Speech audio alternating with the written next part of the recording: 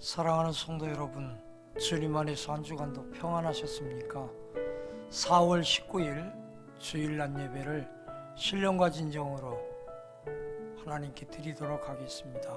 묵상하겠습니다. 하나님 아버지, 오늘도 우리를 사랑하셔서 하나님께 예배하게 하시고 부활 후 첫 주일 예배를 하나님께 드리게 해주셔서 감사합니다. 오늘 우리가 사회적 거리두기를 실천하고 이웃에 대한 하나님의 사랑을 나누려고 가정에서 온라인으로 예배합니다. 지쳐가는 영혼들이 없게 하여 주옵시며 힘들고 어려운 상황에서도 이길 수 있는 힘과 용기를 주께서 허락하여 주시옵소서. 병든 자가 치료받게 하시고 문제가 있는 자가 해결되게 하옵시며 영혼이 컬컬한 자들이 살아나는 역사가 일어나게 하여 주옵시며 하나님의 도우심이 필요한 자들에게 하나님의 위로가 넘치게 하시옵소서. 새로운 국회의원들을 선출했습니다. 그들이 하나님을 두려워하고 국민들을 의식하면서 아름다운 의정 활동을 펼쳐갈 수 있도록 도와주시옵소서. 버티기 힘든 상황까지 이른 경제 하나님 살려주시옵소서. 소상공인들이, 자영업자들이 힘들고 어렵습니다. 관광과 항공과 모든 업체들이 무너지기 일보 직전에 있습니다. 다시 한번 살려주시옵소서. 가정에서, 직장에서 형편에 따라 영상으로 예배하는 우리 사랑하는 성도들 지켜주옵시며 하나님의 위로가 저들의 가정과 삶 위에 있게 하옵소서. 특별히 우리 사랑하는 아이들이 개학을 합니다. 그리고 학교를 나가고 있습니다. 온라인으로 공부를 하는 아이들에게 지혜를 주시고 집중할 수 있는 은혜를 주시옵소서. 오늘도 예배의 시종일과를 하나님께 다가오고 예수님의 이름으로 기도드리옵나이다. 아멘. 오늘의 같이 나눌 은혜의 찬송은 마커스 워십의 소진영 간사가 인도하는 예수 피를 힘입어입니다. 같이 찬양하겠습니다.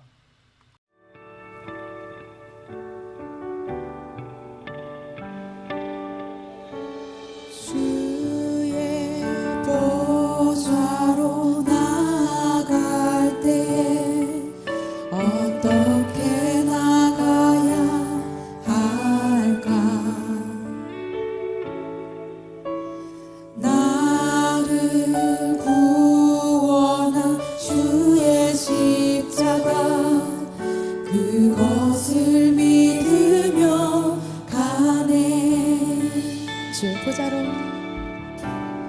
주의 보좌로 나아갈 때에 나 여전히 부족하나.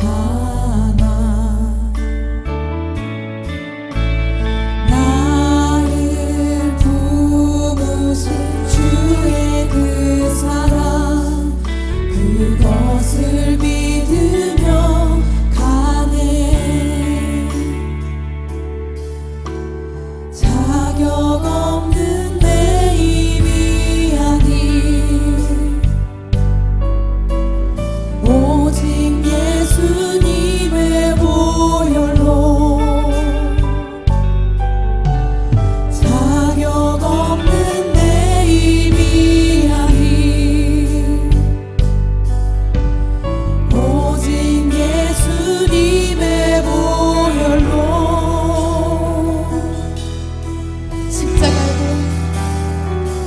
십자가에 보여 완전하신 사랑 힘입어 나갑니다. 십자가에 보여 완전하신 사랑 힘입어 예배합니다.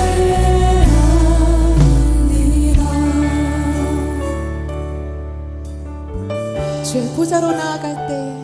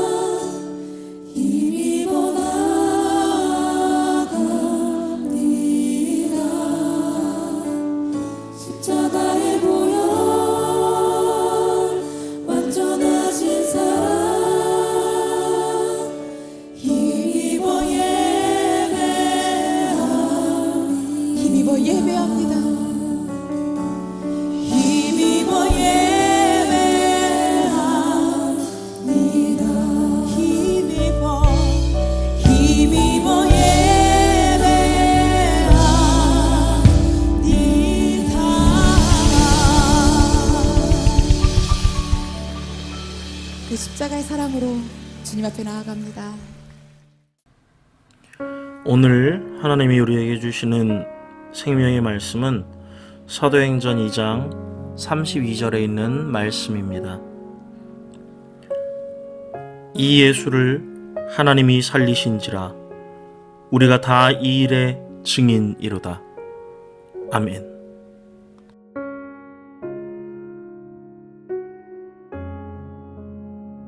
독일의 유명한 복음주의 신학자 중에 한 사람인 에릭 사우어가 이런 말을 했습니다.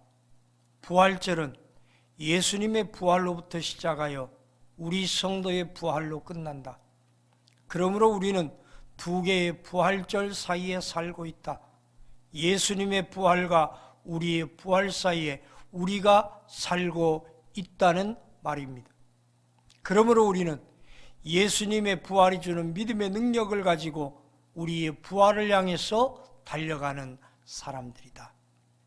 얼마나 멋진 말입니까? 여러분과 저는 부활의 주님이 주시는 믿음의 능력을 가지고 그리고 세상을 향하여 부활을 증거하면서 달려가는 사람들이라는 사실을 기억하시고 오늘도 내가 누구인지 다시 한번 기억하고 고백하는 시간이 되어졌으면 좋겠습니다. 구약의 족장들의 부활신앙에 대해서 이야기하려고 합니다. 족장들은 죽음을 육체와 영혼이 분리된 상태로 인식했습니다. 아브라함이 죽었을 때 창세기 25장 8절에서 열조에게로 돌아갔다라고 표현하고 있습니다. 이것은 다음 절에 서술되는 막벨라 굴에 매장하는 행위와 명백히 구별되어 있다고 신학자들이 말하고 있습니다. 즉, 영혼과 육체의 상태를 구별하여 서술하였다는 의미인 것입니다. 또한 열조에게로 간다는 것은 영혼의 미래에 대한 신앙의 표현이기도 합니다. 그들은 자신들을 땅 위의 외국인과 나그네로 여기며 생활하는 가운데 복된 약속의 미래적 성취를 소망했던 것입니다. 족장들은 죽은 자들의 시체를 소중히 취급했습니다. 왜 그럴까요? 이것은 부활에 대한 일종의 소망에서 비롯된 것입니다. 이 때문에 야곱과 요셉은 그들의 뼈를 약속의 땅에 장사해 줄 것을 유언으로 남겼다고 창세기 47장과 50장, 출애굽기 13장에서 설명하고 있습니다. 그런 의미에서 히브리서 기자가 아브라함이 그의 아들 이삭을 번제로 드린 믿음의 실체를 부활신앙으로 연결시키는 것은 의미심장하다고 말할 수 있습니다. 히브리서 11장 17절 말씀부터 19절 말씀까지를 제가 읽어보겠습니다. 아브라함은 시험을 받을 때 믿음으로 이삭을 드렸으니 저가 하나님이 능히 죽은 자 가운데서 다시 살리실 줄로 생각한지라. 비유컨대 죽은 자 가운데서 도로 받은 것이니라. 구약의 족장들은 부활에 대한 확신이 있었고 그 부활 속에서 자신들의 유고를 걸고 맹세하고 지키게 하는 모습으로 우리는 부활의 신앙을 배우게 되어집니다. 이어서 시편과 선지서 기록에 나타나 있는 부활의 신앙을 살펴보려고 합니다. 시편과 선지서 등을 보게 되면 구약 성도들의 마음에 자리 잡고 있는 부활 신앙에 대한 소망을 더욱 확실하게 알게 되어집니다. 시편 16편 8절에서 11절까지 말씀 속에서 이에 대한 명백한 예를 찾아볼 수 있습니다. 내가 여호와를 항상 내 앞에 모심이여 그가 내 우편에 계심으로 내가 요동치 아니하리로다. 이러므로 내 마음이 기쁘고 내 영광도 즐거워하며 내 육체도 안전히 가리니는 내 영혼을 음부에 버리지 아니하시며 주의 거룩한 자로 썩지 않게 하실 것임이니이다. 주께서 생명의 일로 내게 보이시리니 주의 앞에는 기쁨이 충만하고 주의 우편에는 영원한 즐거움이 있나이다. 사랑하는 성도 여러분, 놀랍게도 시편 16편 8절에서 11절까지의 말씀은 사도행전 2장 24절에서 31절까지의 말씀에서 인용하고 있는 내용이 되어지겠습니다. 한 구절 더 찾아 생각해 본다면 시편 17편 15절에서 시인은 악인의 외견상 나타나는 번영을 서술한 다음에 다음과 같이 노래합니다. 나는 의로운 중에 주의 얼굴을 보리니 깰 때에 주의 형상으로 만족하리이다. 여기서 깬다는 단어의 의미는 무엇일까요? 이건 영혼이 부활찬으로 옮겨지는 것을 뜻하고 있습니다. 그러므로 델리치라는 추석학자는 해석하기를 죽음의 잠에서 깬다는 뜻일 수밖에 없다라고 정의했습니다. 시편의 시인들이 정형화하였던 구절이 대표적으로 시편 73편 23절 내가 항상 주와 함께하니 하는 말씀입니다. 같이 한번 따라 하실까요? 내가 항상 주와 함께하니. 우리 옆에 계신 분들하고 바라보시면서 한번 고백합니다. 내가 항상 주와 함께하니. 그렇습니다. 여기서도 시인은 단순하게 이 땅에서 하나님과 함께하는 삶을 바라보았던 것이 아닙니다. 하나님은 영원 불멸하신다는 교리 속에서 하나님과 영원히 함께하는 부활의 소망을 노래하고 있다는 사실을 우리는 깨달아야 할 것입니다. 선지자들의 선택받은 이스라엘을 향한 심판의 예언은 항상 그 자체로 끝을 맺지 않았습니다. 심판과 선언 뒤에는 구원의 예언이 뒤따르게 되는데, 이와 같은 구원의 예언은 궁극적으로 하나님의 축복으로 되돌아가는 장면을 묘사하기 위해서 생명의 이미지들을 사용하고 있었습니다. 여기에서 이스라엘의 회복과 관련이 되는 구원의 예언은 부활신앙과 밀접한 관계를 가지고 있는 것입니다. 죄로 인해 개인과 공동체에 죽음이 밀려오고 그것을 피할 수 없다 하여도 최종적으로 구원이 죽음을 이기게 되는 예언은 부활신앙 없이는 우리가 이해할 수 없는 부분입니다. 하나님의 호흡을 통하여 골짜기의 마른 뼈들이 소생하는 것을 본 예스겔의 환상은 너무나 좋은 교훈이라고 이야기할 수 있습니다. 심판에서 구원으로의 원형적 전개는 슬픔에서 찬송으로, 노예로부터 자유함으로, 포로에서 귀환으로 바뀌는 주제를 지니고 있으며, 이것들은 죽음에서의 부활을 우리에게 모형론적으로 보여주고 있는 것입니다. 신약에 와서 복음서는 부활을 어떻게 이야기할까요? 복음서에는 일반 사람들의 부활이 여러 차례 등장합니다. 첫 번째는 마태복음 9장 18절에서 26절, 마가복음 5장 21절에서 43절, 누가복음 8장 40절에서 56절까지에 나와 있는 야이로의 딸의 부활에 관한 내용입니다. 회당장 야이로의 딸이 죽었을 때에 예수님께서는 찾아오셔서 달리다굼, 소녀야 일어나라 라고 명령하셨고, 소녀는 그 명령에 화답하여 자리를 털고 일어났습니다. 특별히 누가복음에서는 소녀의 영이 돌아왔다는 말을 첨가함으로써 이 기적을 몸의 소생이 아닌 다른 차원에서 이해하고 있음을 보여주고 있습니다. 두 번째 경우는 누가복음 7장 11절에서 17절까지에 나와 있는 나인성 과부의 아들의 부활에 관한 기사가 되어지겠습니다. 예수님께서 나인성문 가까이에 이르러서 장례 행렬을 만납니다.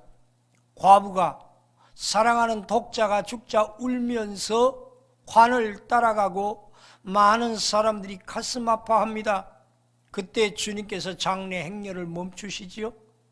그리고 청년아 일어나라 명령하시니 죽었던 나인성 과부의 아들이 살아 돌아오는 역사가 성경에 기록되어 있습니다. 죽은 사람이 일어나 앉아서 말하기 시작했다. 이 이야기는 그 청년이 살아났다는 것을 증명하는 내용입니다. 세 번째로 요한복음 11장 1절에서 44절까지에 기록되어 있는 나사로의 부활에 관한 이야기입니다. 죽은 지 나흘이 지난 썩어서 냄새나는 붕대를 감고 무덤에 묻혀있는 나사로를 주님이 찾아오셨습니다. 일부러 죽은 지 나흘이 지나서 찾아오셔서 무덤 밖에서 돌문을 열게 하신 다음에 나사로를 향하여 일어나 걸어 나오라고 명령하셨고, 죽은 나사로가 붕대를 맨 채 밖으로 걸어 나와서 사람들이 그의 붕대를 풀어줌으로 말미암아 사는 역사가 일어나게 됩니다. 이 소식은 유월절을 지키게 찾아오는 많은 사람들에게 전설처럼 전해지기 시작했고, 많은 사람들이 베다니에 와서 예수님이 죽은 자 가운데 살리신 나사로의 얼굴을 보기를 소원했다라고 성경은 기록하고 있습니다. 요한복음이 말하고자 원하는 것은 무엇입니까? 아버지 하나님께서 아들 예수 그리스도에게 죽은 자를 살리는 생명의 권한을 허락하셨다는 것을 이야기하고 있습니다. 네 번째로 마태복음 27장 52절 말씀에 예수님이 임종하셨을 때에 부활하여서 살아난 사람들의 이야기가 기록되어져 있습니다. 예수님이 돌아가시면서 지진이 일어납니다. 그리고 무덤 문이 열립니다. 그리고 무덤에 자던 사람들이 예루살렘 성을 향하여서 걸어 들어왔다라고 이야기하고 있습니다. 마태복음 9장 25절이나 마태복음 22장 23절에 죽은 자의 부활이 있을 것이라는 믿음이 현실화된 것입니다. 예수님의 재림 때에 모든 성도들이 부활할 것을 예증하는 내용입니다. 지금까지 살펴본 일반인들의 부활은 생명을 회복하기는 하되 그것은 다시 죽게 된다는 것을 전제로 죽음이 지연된 것뿐이다 라는 사실을 이야기하고 있습니다. 그 외에도 사도 바울이 사도행전 20장 10절에서 유두고를 살린 일이나 사도행전 9장 37절에서 베드로가 도르가를 살린 일도 마찬가지로 죽음의 지연으로 이해하면 되겠습니다. 그러나 예수님의 부활은 일반적인 부활과 아주 다릅니다. 또다시 죽게 되어 있는 그 삶으로 단순히 돌아온 것이 아니라 죽음을 정복하고 영원히 일어나셨다는 것입니다. 그래서 성경은 이 예수 그리스도의 부활에만 리저렉션이라는 용어를 사용하고 있습니다. 예수님의 부활에 대한 언급은 이미 예수님이 선포하는 메시지의 핵심이었습니다. 마태복음 16장 21절에 이때로부터 예수 그리스도께서 자기가 예루살렘에 올라가 장로들과 대제사장들과 서기관들에게 많은 고난을 받고 죽임을 당하시고 제3일 만에 살아나야 할 것을 비로소 가르치시니 라고 말씀합니다. 이 말씀을 비롯해서 마가복음 8장 31절이나 누가복음 9장 22절 그리고 사복음서의 14번이나 십자가의 죽으심과 십자가의 죽음 이후에 부활하실 것을 예언하고 있습니다. 특별히 요한복음 11장 25절에서 나는 부활이요 생명이니 라고 외치시는 말씀은 기독교 신앙의 근본 핵심이 되어지겠습니다. 사랑하는 성도 여러분, 우리가 반드시 가져야 할 부활 신앙의 핵심 내용이 무엇입니까? 사도행전 2장 32절에 하나님께서 그리스도를 부활시키셨다는 것입니다. 이 예수를 하나님이 살리신지라 우리가 다 이 일의 증인이로다. 그렇습니다. 우리는 죽은 예수 그리스도를 무덤에서 부활하신 하나님의 능력을 사람들에게 증거해야 하는 증인의 삶을 살아야 할 것입니다. 족장들이 믿었던 부활, 시편 기자와 선지자들이 믿었던 부활, 복음서에 기록된 부활, 예수 그리스도가 외치셨던 그 부활, 부활의 증인이 되어서 그리스도의 부활을 사람들에게 증거하는 신앙인들이 되시기를 주의 이름으로 축원합니다. 소프라노 김영미 권사님이 부르시는 주 하나님 지으신 모든 세계 들으시면서 준비하신 예물 하나님께 올려드리도록 하겠습니다.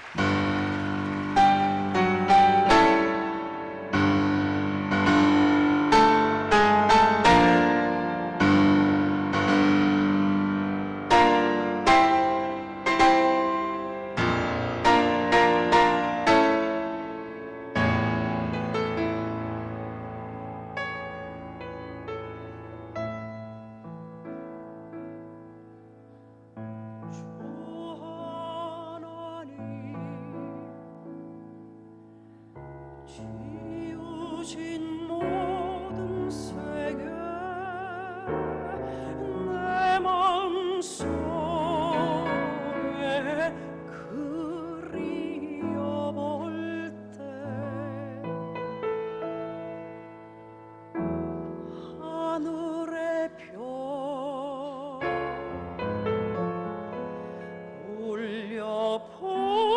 울려보지는 뇌서 주님의 권능 우주에 찾네 주님의 높고 위대하심은 내 영혼이 찬양하네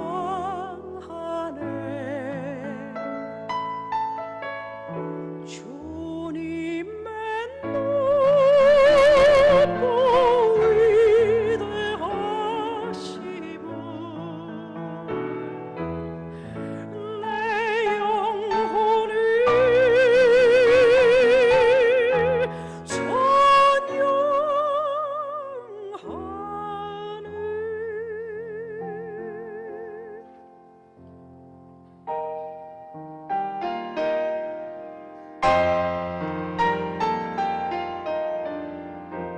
주 하나님 독생자 아낌없이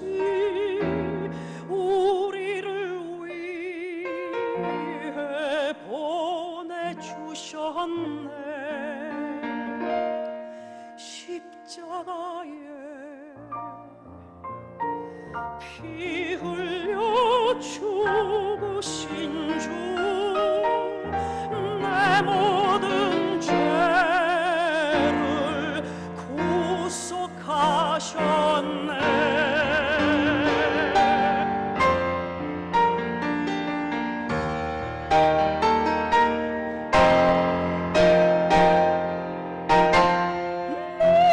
주 예수 세상에 다시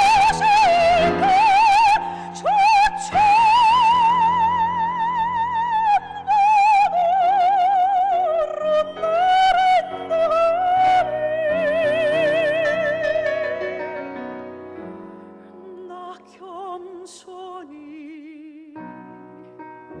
엎드려 경배하며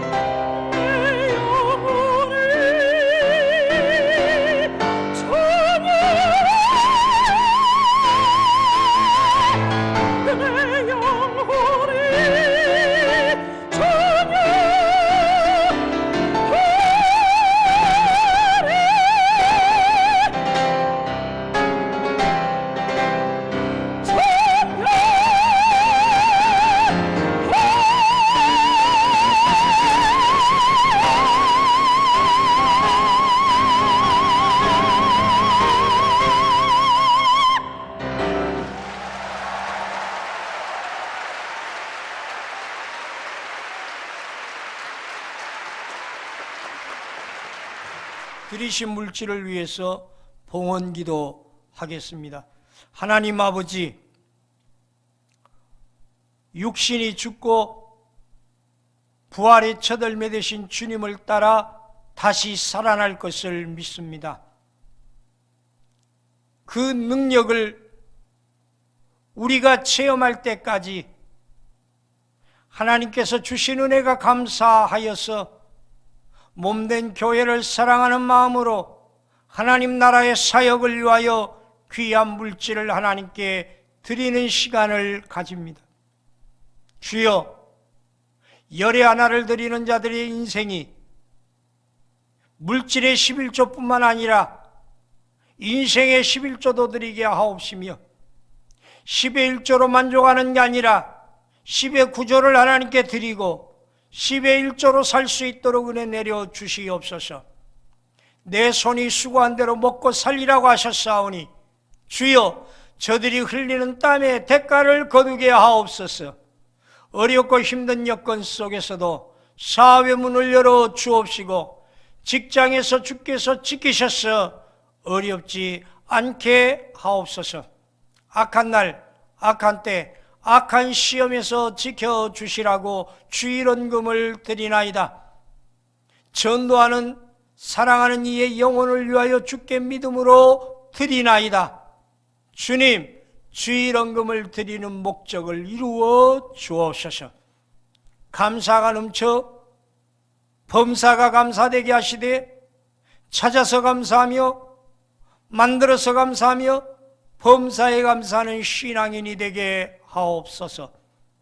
마음의 소원을 가지고 주께 고백하며 드리는 물질마다 받으시고 눈에서 눈물이 그치게 하시고 가슴에서 해환이 사라지게 하옵소서. 예수님의 이름으로 축복하며 기도하옵나이다. 아멘. 광고 말씀 드리겠습니다. 오늘 정부에서 최종적으로 사회적 거리두기를 더 연장할 것인지 여부를 결정한다고 뉴스에 나오고 있습니다. 현재까지는 교회나 학원 등은 사회적 거리두기의 지침을 준수하면서 예배를 재개할 수 있는 것으로 예측하는 보도들이 나옵니다. 결과에 따라서 다음 주일 예배는 교회 현장에서 드리든지 영상으로 드리든지 개인별로 문자로 보내드리겠습니다.